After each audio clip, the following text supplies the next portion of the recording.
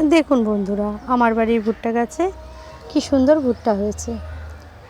ভুট্টাগুলো আমি খেয়েও একটা দুটো দেখেছি, বেশ ভালোই মিষ্টি হয়েছে। কিছু না, জাস্ট টবের মধ্যে কটা ভুট্টার বীজ ফেলে দিয়েছিলাম, তাই থেকেই 4টে গাছ বেরিয়েছিল। দেখুন, ভুট্টার ফুল এরকম হয়। আপনারাও ইচ্ছা করলে ভুট্টা গাছ করতে পারবেন।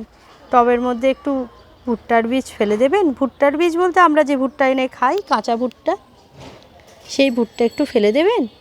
আর একটু পরিচর্যা করবেন, একটু সবজি পচা জল, একটু গোবর সার দিলেই ব্যাস, আর কিছু লাগবে না। দেখুন কি সুন্দর ভুট্টাগুলো হয়েছে।